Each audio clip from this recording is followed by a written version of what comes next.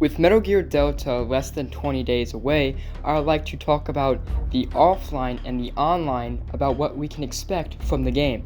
I'd like to first go over the offline, so let's get right into it.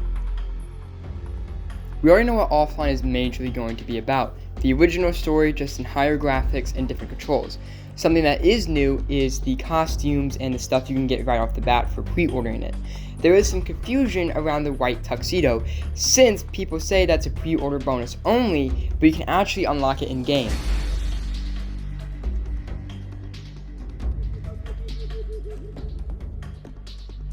I would also like to talk about the other costumes and masks, mainly the Gakko.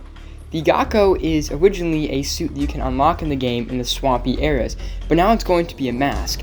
And something that Konami has already released is the fact of some footage of a Gakko out in the open for you to shoot. So maybe that's a way to unlock them. You have to shoot all of them. I think the frogs are pretty self-explanatory. Just shoot all 64 of them and then you most likely unlock the mask. With the crocodile suit, I'm pretty sure it's going to replace the mask, so instead of a mask, it's now a suit and an outfit, which is pretty cool. I would now like to talk about the controls. Konami has stated that at the beginning of the game, you will be able to choose from Phantom Pain controls and Metal Gear 3 controls. Now, I have a huge question of the online system, because you're most likely going to be able to change your controls after or before the game or somewhere in settings. Now, is this going to give Metal Gear 3 players a huge advantage? Let me explain. Metal Gear Phantom Pain is a third-person shooter. There's not a whole lot that you can do that will really help you besides reflex mode. But other than that, it is just a third-person shooter.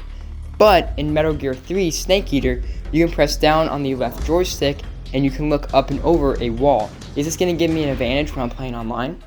Going into detail, what I mean is, if someone goes over and uses the octo camera to hide, but yet I look up and over a wall before they do that, that would give me a leg up and I can go and take out the enemy without them even knowing I was looking at them. Konami has already stated that in the new Metal Gear Online mode, you will not be able to play as Snake and or Ocelot or anyone, which is a huge letdown, because in the original version, you could actually play as either Snake, Ocelot, or Major Rykov for some reason. In my opinion, this is just a huge letdown. I don't know about you, but I definitely wanted to play as Snake and or Ocelot in the new higher graphics in Online, but I guess Konami just doesn't want that, which is, once again, a huge bummer. At least it's going to be cross-platform, which is really exciting. No matter what your mate is playing on, you can still Metal Gear with them, you know? But so far, that's really all we can expect, and soon, Metal Gear Delta will be here. I'll see you soon, and until then, kept you waiting, huh?